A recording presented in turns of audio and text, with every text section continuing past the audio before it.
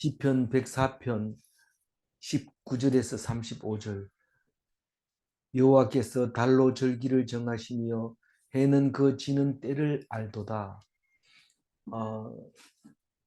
104편은 할렐루야 시로서 두 부분으로 나눠서 어제 묵상하고 오늘 묵상합니다. 할렐루야 시는 할렐루야라는 단어가 들어가 있는 시를 말하고 있는데, 물론 할렐루야라고 하면서 안 들어가 있는 시편이 네 편이 있습니다. 있지만 그것은 이제 성전에 올라가는 시 혹은 무명의 시일 때 그렇게 구분되지고, 할렐루야라는 말만 들어가면 할렐루야 시로 분리를 했습니다. 할렐루야라고 들어가는 걸 자세히 보면 거의 다윗의 시처럼 자기가 원수와 싸울 때 힘을 달라고 하는 그런 시하고 다르게 오직 하나님을 찬양하는 것을 볼 수 있습니다. 그래서 성전에 올라가는 시하고 비슷하지만 조금은 이제 그 다른 모습을 하고 있는데, 어, 하나님의 능력, 하나님의 그 멋진 모습, 그리고 하나님을 바라보면 그냥 마음이 편하죠. 그냥 하나님이 누구의 간섭을 받지 않고 하나님의 의지대로 우리를 만들어서 우리를 사랑하고 있다는 것을 보면 갑자기 좋아지게 됩니다. 우리가 힘들고 어려울 때 부모님을 생각하면서 부모님이 날 사랑하는 걸 생각하면 견딜 수 있는 것처럼, 그렇게 우리가 어려울 때 하나님을 생각하면서 견딜 수 있도록 할렐루야 시가 말하고 있습니다. 근데 오늘 이제 19절에서는 달과 해를 말하고 있는데, 달은 한 달을 우리에게 기울었다가 다시 만월이 되면 한 달이다, 그걸 가르쳐 주려고 달이 그렇게 정해놓고 돌고 있습니다. 그래서 우리가 12달 이러면 한 해 지나갔구나, 이런 걸 알 수 있습니다. 그런데 정확하게 해는 그러면 1년을 가리키는 건가, 아니면 하루를 가리키는 건가? 해는 하루 만에 제자리에 돌아오죠. 그래서 이거를 해는 하루를 정하고 달은 한 달을 정하는구나 하는 것을 알 수 있습니다. 그러나 이걸 이제 여러 가지 번역을 하다 보면 모양은 여러 가지로 번역이 돼 있습니다. 뭐 세번역이나 이런 그 다른 번역을 보면 그렇게 돼 있는데, 그냥 있는 그대로 한다면 다른 절기를 말하고 있다. 우리가 뭐그 여름 이러면 5, 6월 달을 얘기하고 있죠. 5월과 6월. 오늘이 4월의 마지막인데 이제 내일부터는 이제 여름이나 마찬가지입니다. 5, 6월이니까. 그런 실제로 뭐 나가서 보니까 오늘까지는 선선한데 내일부터는 또 더워진다고 일기예보가 또 그래 나와요. 그런데 어, 그 달로 절기를 정하고 해로 하루를 정했다. 해는 그 지는 때를 알도다. 해가 지면 하루가 지나갔다는 걸 알 수 있죠. 20절 읽어볼까요? 주께서 흑암을 지어 밤이 되게 하시니 살림의 모든 짐승이 기어 나오나이다. 네, 이 밤이 되게, 그러니까 밤이 된다는 것은 해가 진다는 뜻이죠. 해가 져서 밤이 되면 그때부터는 이제 그 짐승들이 기어 나오기 시작하는데, 짐승들은 주로 산림에 살죠. 산 속에 나무들이 우거져 있는 그 속에 숨어 있다가 슬슬 나오게 되는데, 어디 있다 나오는지 알 수 없어요. 낮에 가보면 짐승들이 아무리 찾으려 해도 없는데, 밤이 되면 소리가 아주 무섭게 소리를 지르게 기어 나오는 것을 볼 수 있습니다. 그래서 숲속에서는 짐승들이 활동을 시작하고 사람들은 낮에 일을 하는데, 우리가 밤에 먼 길을 못 가는 이유가 바로 산에서 동물들이 나오기 때문에 그렇습니다.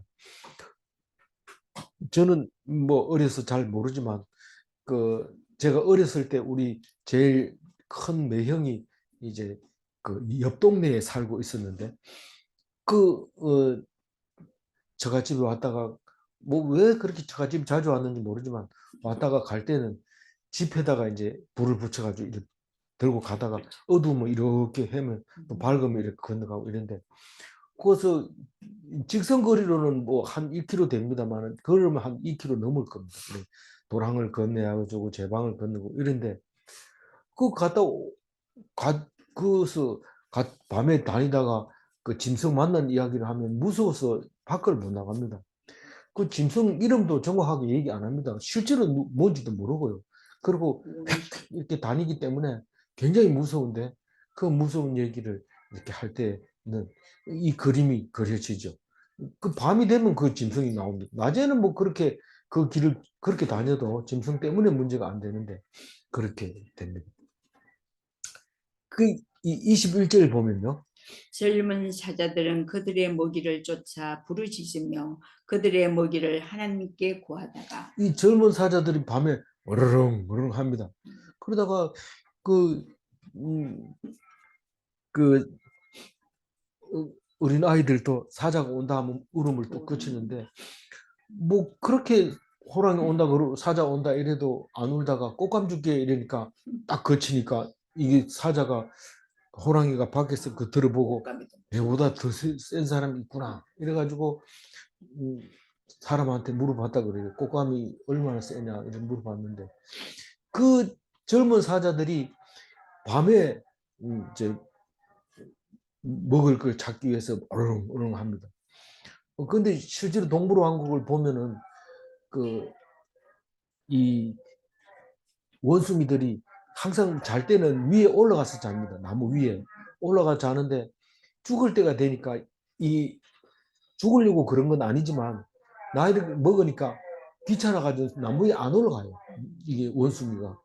그런데 그날 저녁에 막바로 저기 사자가 와가지고 빠다닥 소리가 납니다. 그럼 깨끗 하다가 죽어버리는데 그걸 보면서 조금 게을러서 안 올라갔는지 나이 먹으니까 뭐 내 여태까지 살았는데 이 밑에서 잡혀간 거 없더라 이러고 잠시 쉬었는데 그냥 밤에 젊은 사자가 와가지고 물어버리는 거죠. 그러니까 젊은 사자는 무서운 게 없기 때문에 자꾸 소리를 지릅니다. 근데 나이 많은 사자는 이제 살살 다니면서 먹이를 이렇게 사냥을 하는데 젊은 사자는 뭐 먹이 없으면 막 소리 지릅니다. 근데 그게 막 소리 지르는 게 뭐라고 그랬어요? 하나님께 먹이를 구한다고 그래요. 이 젊은 사자는 늙은 사자면 내가 달라 한대 거 해서 하나님 주는 게 아니다 이러면서 눈 밝게 뜨면서 이런데 젊은 사자는 왜 안 줍니까? 이러고 와르릉 하고 그렇게 다니는 거죠. 그들의 먹이를 하나님께 구하다가 22절 해가 돋으면 물러가서 그들의 굴 속에 눕고 예. 이 사자는 이 낮에는 사냥에 실패할 가능성이 높다는 걸 알고 아예 가가지고 굴 속에서 안 나오는 거죠. 23절 읽어볼까요? 사람은 나와서 일하며 저녁까지 수고하는도다. 그러니까 사람은 낮에 일하고 사자는 밤에 먹을 것을 찾아서 울부짖고 다니고 그런 모습을 보여주는데 우리가 이걸 보면서 원래 그래 만들어 놨다. 그걸 이제 하는 거죠. 우리가 경계를 만들어 주신 하나님처럼 우리가 그렇게 만들어 놨구나. 참 감사하다. 만약에 밤낮으로 일한다 그러면 힘들어서 안 될 겁니다.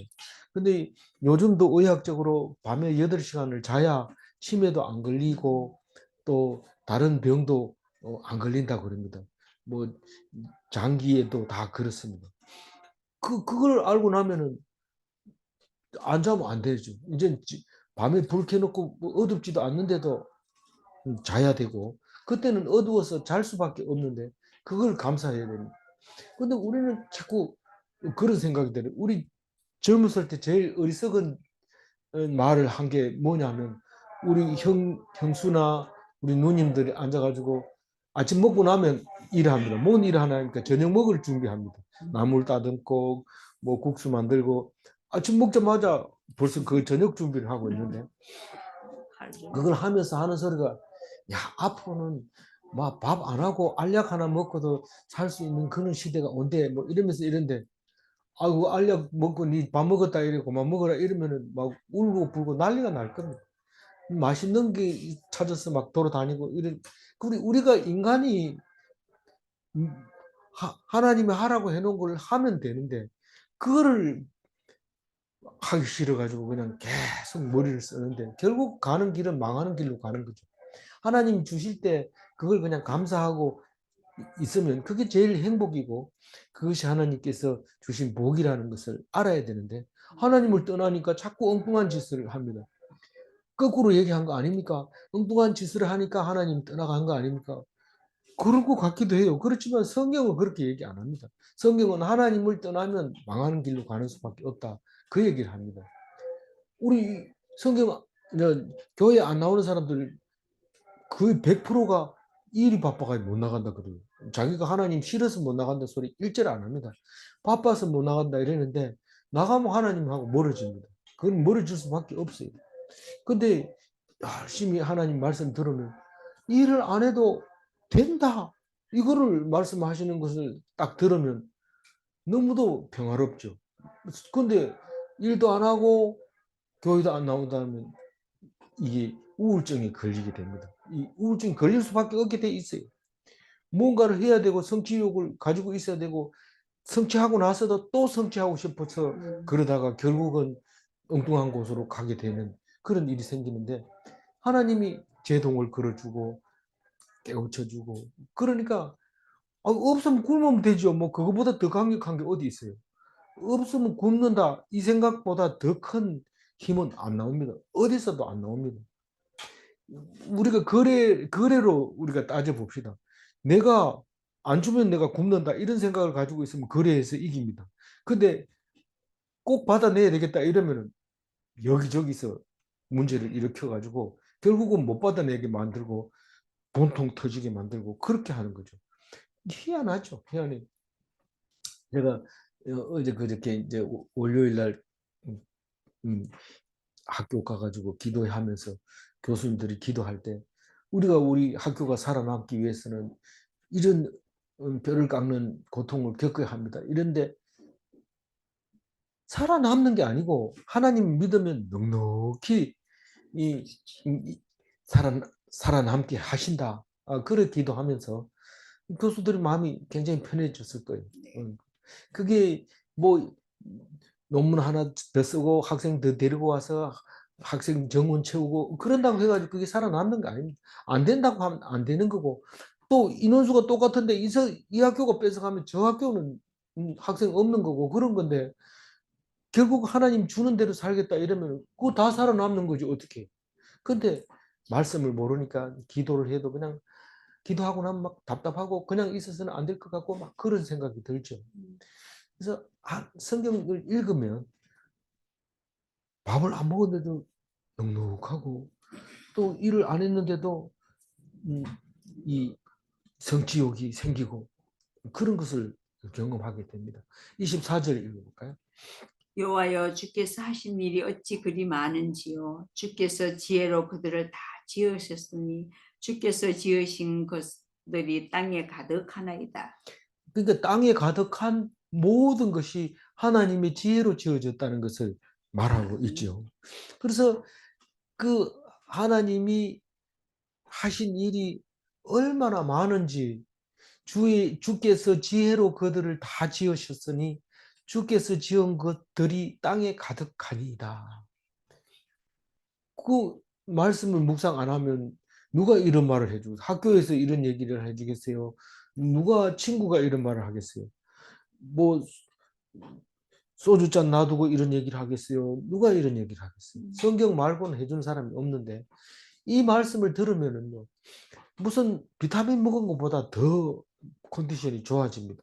뭐 다른 거 먹어 가지고는 이렇게 상쾌하게 기분이 안 좋은데 하나님이 모든 걸 지혜로 만들었는데 왜 그렇게 답답하게 여기는지요. 저는 사실 뭐 그런 얘기 하고 싶지 않지만 TV 틀고 라디오 틀어보면 마음에 드는 게 없어서 그게 제일 답답합니다. 근데 오늘 24절을 읽으면 그것 또한 하나님이 주신 거니까 네가 꼭 들을 필요는 없지만 누가 들으라고 하지도 않지만 그래도 들려주거든.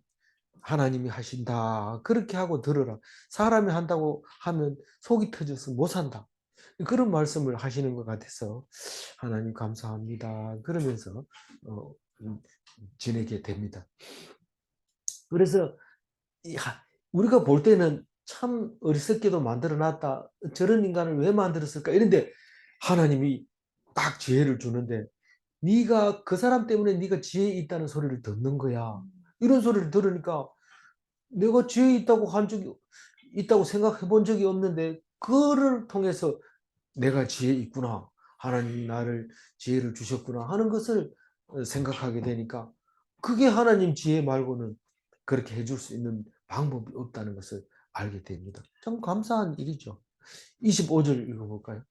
거기에는 크고 넓은 바다가 있고 그 속에는 생물 곧 크고 작은 동물들이 무수합니다. 그 24절이 그 지으신 것이 땅에 충만하고 그곳에는 바다도 있다 이런 말이죠. 그러니까 땅에 바다가 있고 있다 그 얘기를 합니다. 그래서 바다가 중심이냐 땅이 중심이냐 땅이 중심이죠. 땅에다가 바다를 옷 입혀놨다고 어제 말씀하셨잖아요. 그러니까 바다에 옷을 입혀놨는데 이 옷이 그냥 자꾸 산을 덮치니까 야단쳐서 내려갑니다. 우리가 옷을 만드는데 보자기 같은 걸 탁 입으면 이 옷이 바람에 날려서 자꾸 머리를 이렇게 덮으면 야단쳐서 올라오지 마 이래가지고 딱 허리에다 묶어버리는 것처럼 그렇게 자연을 노래하고 있는 것을 볼 수 있습니다. 이 성경 속에서도 시편 아니고는 이런 글을 읽을 수가 없어요. 근데 실제로 살아가다 보면은 오히려 시편이 더 풍성하게 만들어주고 더 마음을 시원하게 해주는 것을 볼 수 있습니다. 오늘 뭐 시편 가지고 목욕하는 거죠. 뭐 시원하게 하고 나면 이제 개운해질 겁니다. 거기에는 크고 넓은 바다가 있는데, 땅에는 바다가 있는데 그 바다 속에는 크고 작은 생물들이 무수히 많습니다. 고래도 있는가 하면 새우도 있고 낙지도 있고 말미잘도 있고 뭐 말하라 그러면 밤새도록 얘기해도 다 못 얘기하죠. 뭐 이어 이름 예. 수없 있는 그 생물들이 거기 안에 살고 있게 되는 것을 볼 수 있습니다. 26절 읽어볼까요? 그것에는 배들이 다니며 주께서 지으신 리오야단이 그 속에서 노나이다.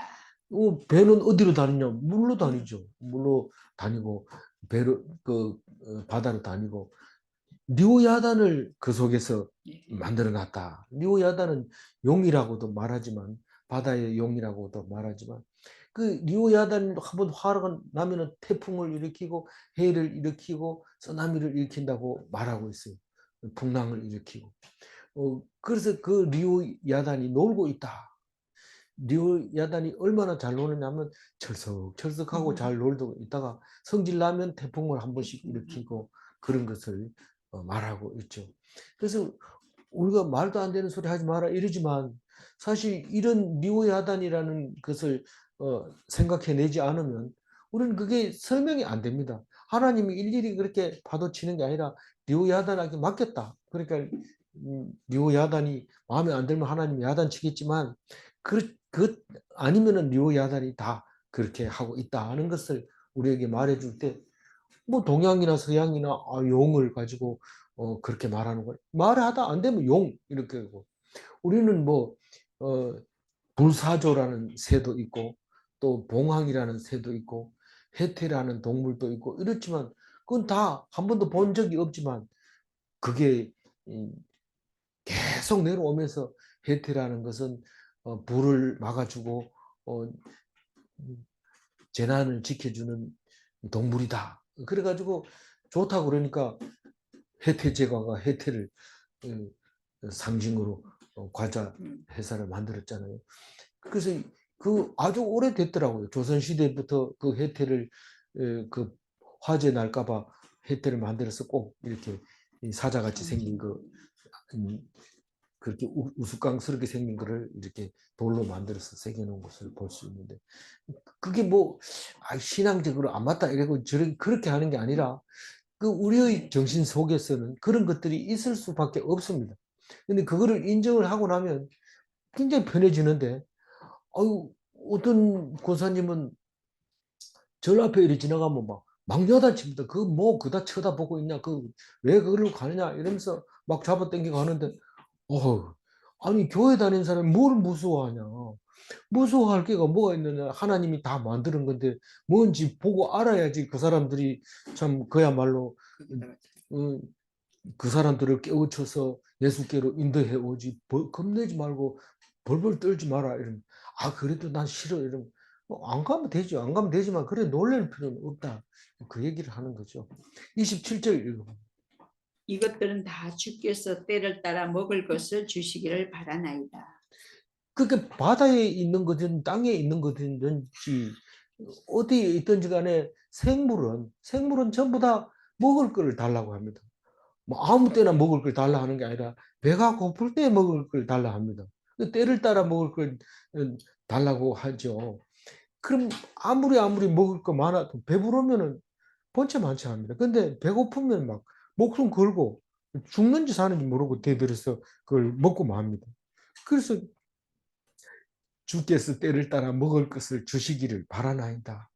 생물들은 다 그렇습니다. 식물도 그렇고 동물도 그렇고 다 때를 따라 달랍니다. 뭐 식물은 꼭 물이 필요하지만 때가 아닌데 물을 주면은 막 물에 빠져가지고 살지 못하죠. 그러니까 적당한 때에 비를 줘야 되고 그래야 곡식이 자라죠. 우리도 먹을 거를 조금은 부족하게 줘야 됩니다. 그래야 먹을 것을 위해서 감사하면서 먹죠. 항상 거기 가면 있다 이러면 그거를 아끼지 않죠. 우리나라 옛날에 물이 항상 다른 나라에 가보면 물이 이만큼 좋지도 않고 석회석이 많고, 예, 우리나라만큼 이리 좋은 물이 없습니다. 그러니까 물은 언제든지 골짜기 가면 있으니까 물 쓰듯이 물을 썼어요. 그런데 전 세계적으로 우리나라가 물 부족 국가의 리스트에 올라가 있거든요. 그 왜 그러냐면 캐나다 같은 데는 물이 막 곳곳마다 있습니다. 물이 거의 뭐 물이 있는데 우리 그 아무나 물을 먹는 건 아니죠. 그런 물을 먹는 건 아니지만 우리나라만큼 깨끗하지는 못하죠. 그렇지만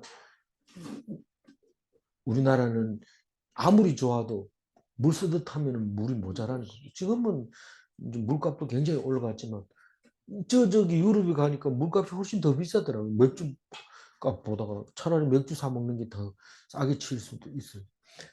곳곳마다 그렇게 돈을 주고 사요. 식당에 가서 물 사 먹는 거 보고 이게 살 수 있겠나 이런 생각이 들 정도로 답답했는데 이제 또 적응하면 또 그런 대로 물을 그렇게 물 먹듯이 우린 물 쓰듯이 그렇게 안 먹고 진짜로 아껴가지고 필요할 때만 먹고 이러니까 또 한 병 가지고 또 하루 살 때도 있고 그렇더라고요.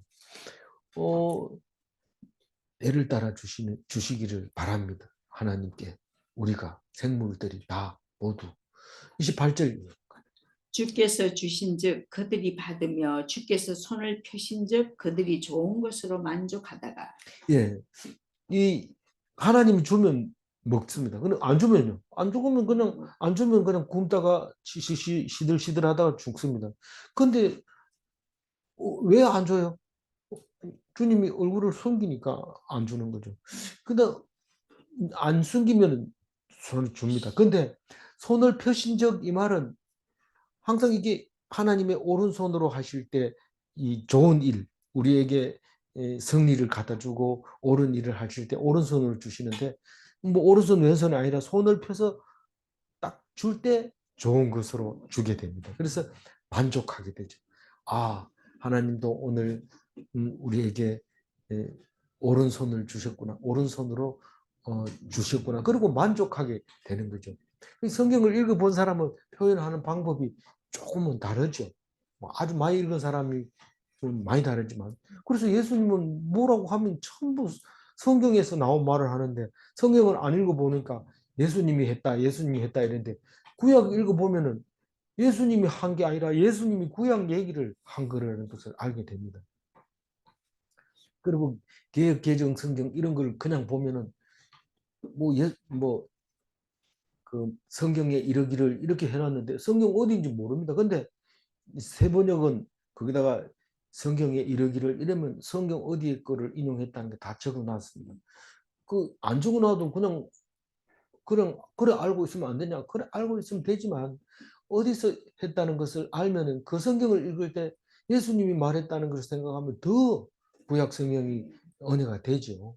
그래서 자꾸 읽을 때 자세하게 읽고 여러 번 읽고 이러면은 훨씬 은혜가 됩니다.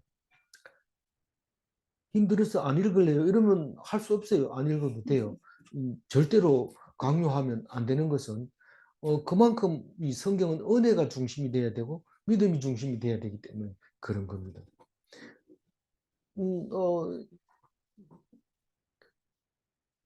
29절 읽어봅니다. 주께서 낯을 숨기신즉 그들이 떨고 주께서 그들의 호흡을 거두신즉 그들은 죽어 먼지로 돌아가나이다. 네. 주님이 얼굴을 딱 숨기면은 늘 주던 것도 안 줍니다. 그러면 헬떡헬떡 하다가 벌벌 떨다가 이제 호흡을 거두게 되면 가는 건데 그럼 언제 숨기실까요? 우리가 안 찾으면 하나님이 숨으시죠. 그리고 일부러 또 숨기도 하고 우리가 하도 말을 안 들으면 일부러 숨어가지고 찾으러 와도 못 본 척합니다. 어떻게 되는지 결말을 한번 보자 이러면서 하나님이 보는데 낯을 숨기지 않도록 늘 찾아뵈야 됩니다. 얼굴을 하나님을 찾아뵙고 말씀 귀 기울여 듣고 순종하고 그러면 하나님이 안 떨어져 나가죠. 근데 그만 우리가 말씀을 게을리하면 그만 우리 스스로가 벌벌 떨리는데 왜 떨까요? 어떻게 해야 될지 모르니까요. 무슨 일이 딱 생기면 떨립니다. 근데 말씀을 계속 묵상하면 무슨 일이 생기면 기도부터 합니다. 그리고 하나님 이게 왜 이런 일이 생깁니까? 이러면은 내가 했다는 것을 네가 알아라. 그럼 어떻게 해야 됩니까? 그럼 하나님 가르쳐 주는데 뭔가 하고 귀담아 들어보면 말씀 잘 들으라 이럽니다. 아니 지금 급한데요. 잘 들어라. 아니 지금 안 하면 안 된다고요. 그러니까 잘 들어라. 계속 그렇게 얘기하고 있어요. 속 터지죠. 그러면 그래도 잘 들으면 그것 때문에 그랬구나. 내가 가만히 있어야지. 그때 무슨 일을 했더라도 그때 내가 움직였으면 그때 큰일 날 뻔했다. 가만히 있어야 돼. 그냥 말씀 듣고 있으면 돼. 주께서 그들의 호흡을 거두신즉 그들이 죽어 먼지로 돌아간다. 우리는 뭐 돌아가셨다 이러니까 어디로 가냐 이러면 몰라 돌아가셨다. 옛날부터 돌아가셨다 하대 이런데 먼지로 돌아가시는 거죠. 흙으로 돌아가시는 거죠. 그러니까 화장해도 되고 매장해도 되고 시간만 좀 다를 뿐이지 똑같이 먼지로 돌아가는 거죠. 안 돌아가는 사람이 있습니까? 다 돌아가요. 흙으로 조상들이 가는 곳으로 가게 돼 있어요. 그렇지만 참 나는 죽지 않습니다. 영원히 삽니다. 30절 읽어봅니다. 주의 영을 보내어 그들을 창조하사 지면을 새롭게 하시나이다.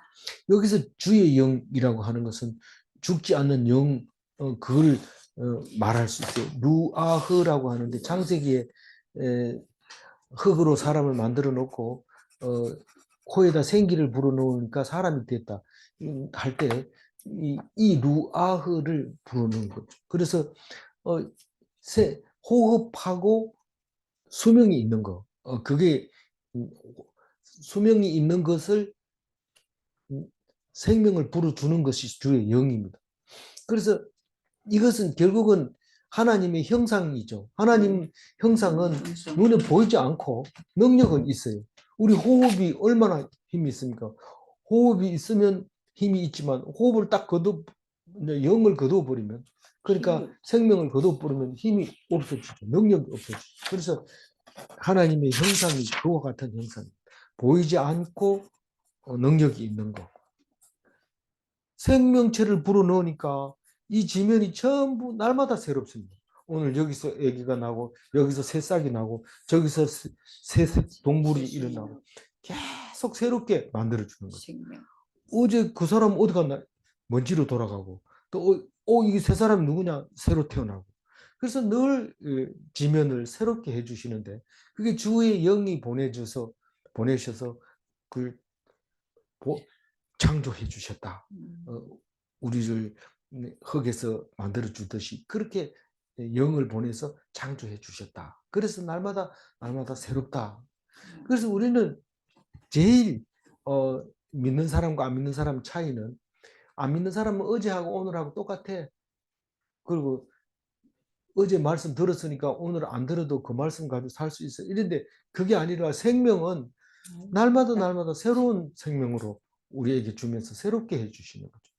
그래서 나중에는 이제 새 하늘과 새 땅 이래가지고 지금 살고 있는 거 말고 새로운 세상을 준다. 그렇게 우리에게 말씀하심으로써 하나님의 말씀이 얼마나 새롭게 해주시는 건지 말씀하고 계시는 것을 알 수 있습니다. 31절 여호와의 영광이 영원히 계속할지며 여호와는 자신께서 행하시는 일들로 말미암아 즐거워하시리로다. 누가 즐거워한다고요? 여호와. 자신. 예, 여호와. 하나님이 즐거워하시는 거예요. 하나님이 즐거워하시는. 그 여호와의 영광이 영원히 계속할지며. 그러니까 여기 이제 접속사가 있어서 이렇게 끊어버렸지만은 하나님의 영광은 영원하여라. 이 3인칭 명령형이 그러니까 하나님의 영광은 영원하라. 이러면 영원하라. 그 말을 하고 있는 겁니다. 하나님은 즐거워하시리로다. 뭐 때문에? 자신이 행하시는 일들로 인하여. 자신이 무슨 일을 했어요?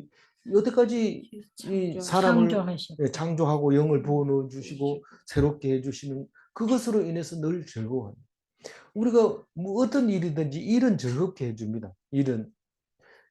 일하고 나면 돌아보면 참 농사 지은 사람은 어머니가 늘 얘기하죠. 자기가 손 대놓고 밭을 이렇게 보면 다른 집 밭은 잡풀이 막 올라오는데 우리 밭은 깨끗하게 매놓으니까 너무 기쁘죠. 감사하고 뭐 밭만 그런 게 아니고 자녀들 옷 입히는 거 뭐 이런 것도 전부 열심히 해놓고 나면 다 즐거웠던 것을 생각하고 있는데 하나님은 그와 같이 우리를 만들어 놓고 즐거워하실 것이다. 그렇게 시편에서 노래하고 있습니다. 32절 그가 땅을 보신즉 땅이 진동하며 산들을 만지신즉 연기가 나는도다. 땅을 딱 보니까 진동합니다. 왜 진동할까요? 땅이 왜 진동할까요? 땅을 보면 진동하고 산을 만지면 연기가 피어난다. 그만큼 하나님의 능력이 있는 거죠. 뭐 연기가 나고 진동하는 것은 화산이 폭발하는 걸 생각할 수 있죠. 그러니까 하나님이 눈동자를 어디에 두느냐에 따라서 막 진동하고 요즘은 인도네시아를 이렇게 보고 있는 것 같아요. 거기에 막 터지고 하늘에서 보면 연기가 막 올라오고 그렇게 산에서 막 올라오는 거죠. 그것을 이렇게 표현한 겁니다. 그래서 하나님이 지진이 나고 화산이 터지고 이러면 하나님을 보고 계신다. 하나님을 보고 계신다. 화산 터지면은 잘못하면 하나님 욕할 수도 있어요. 하나님 도대체 뭐 하고 있어? 이 화산이 터지는데 하나님 나빠 이래 버리면 안 됩니다. 왜냐하면 야 하나님 보시니까 진동하는 거야. 하나님 보고 계시는 거야. 우리 한번 생각해 보자. 우리 하나님한테 잘하고 있는지 그렇게 말하게 진동을 일으키는 거죠. 화살이 없으면 그런 생각도 못 할 텐데 하니까 생각할 수 있는 거죠. 33절 읽어볼까? 내가 평생토록 여호와께 노래하며 내가 살아있는 동안 내 하나님을 찬양하리로다. 그러니까 시편은 결론적으로 그겁니다. 내가 살아있는 동안에 할 수 있는 건 하나님께 노래하는 것밖에 없다. 성경책을 읽고 그냥 읽고 또 읽고 그렇게 노래하는 것밖에 없고 내가 살아있는 동안 호흡이 있는 동안에 하나님을 찬양하겠다. 사실 그게 내 할 일이고 내가 세상에 뭐 하다 왔냐. 하나님 찬양하다 와서 그게 제일 잘했다. 네 1등석으로 가라. 이렇게 말할 걸로 생각이 되져요. 그건 그렇게 믿는 거죠. 뭐 뭐안 가보니 아나 이랬는데 그거는 나중에 가서 후회할 겁니다. 찬양해서 손해 나는 게 없잖아요. 가서 찬양하면 1등석 가는 거고 없다 하면 뭐 그만큼 기뻐했어 감사했으면 됐죠. 뭐 근데 그러나 그 결과는 다르다는 것을 우리가 굳게 믿고 있기 때문에 안 하는 것보다 100번 낫다. 34절 읽어볼까요? 나의 기도를 기쁘게 받으시기를 바라나이다. 나는 여호와로 말미암아 즐거워하리로다. 다시 한번 읽어주세요. 나의 기도를 기쁘게 여기시기를 바라나니 나는 여호와로 말미암아 즐거워하리로다. 내가 즐거워하는 이유가 바로 하나님 나를 기쁘게 여기시기를 바라는 것 때문에 그렇다는 거죠. 내가 그 하나님을 찬양하고 갔더니 하나님이 기뻐하셨더라 하는 것을 그때 가서 확인은 하겠지만 지금 내가 그렇게 여기기를 바라고 있으니까 나는 즐겁다는 거죠. 하나님 만약에 그때 가서 나를 찬양 일도 안 하고 뭐 노래만 매미처럼 하다가 왔구나 이러고 야단칠 거라면 내가 즐거울 일이 없죠. 그런데 내 기도를 기쁘게 여기시기를 바라니 나는 여호와로 말미암아 즐거워하리라. 그 기도는 찬양이 기도고 말씀이 기도고 그 기도는 하나님과 함께 있는 것이 기도죠.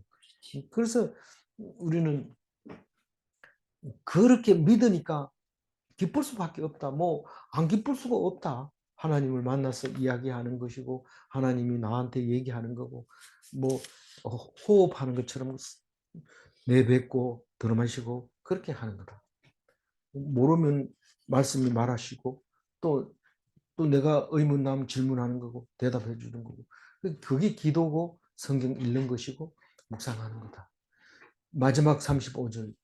죄인들을 땅에서 소멸하시며 악인들을 다시 잊지 못하게 하시리로다. 내 영혼이 여호와를 송축하라. 할렐루야. 너희 원수가 너를 괴롭히는데도 네가 즐거워할 거냐? 즐거워한다. 어떻게? 죄인들은 땅에서 없어질 것이고 악인들은 잊지 못하게 하시리로다. 네 대적은 무조건 다 죄인이고 네 대적은 전부 악인이냐? 그렇다. 왜냐하면 하나님과 함께 한다면 그것은 하나가 되는 겁니다. 내가 하나님과 하나가 됐을 때 우리가 한 형제고 민족이 되는 것이지 하나님과 하나가 안 되면 다 죄인들이고 나의 대적이고 악인들이고 그렇습니다. 그래서 다윗의 시가 다윗을 최일 신앙인으로 생각하는데 다윗의 시를 읽어보면 너무도 어처구니가 없습니다. 자기 이외에는 다 악한 사람이라 하고 다 대적이라고 얘기합니다. 심지어는 자기가 자기 부하의 아내를 데려와서 살면서 그 부하를 죽여놓고도 기도하기를 뻔뻔스럽게 내가 누구한테 사죄하겠습니까? 하나님께만 죄를 지었습니다. 이렇게 얘기합니다. 사람한테 잘못했다고 얘기해야지 왜 하나님한테만 잘못했다고 얘기하냐? 니 얼마나 뻔뻔스러운 인간이냐 도대체. 이런데 왕이잖아요. 왕이니까 뭐 누구든지 빼앗아 갈 수도 있어요. 그 사람 입장 믿는 사람 아니라도 그렇게 말할 수 있어요. 왕은 무치다 이래가지고 할 수 있지만 다윗은 그렇게 말하지 않고 오직 하나님께만 매달려서 그것을 하는 것을 보면서 너무도 다윗은 자기만 위하는 이기주의자라고 생각이 되집니다. 그 기도를 들으면요.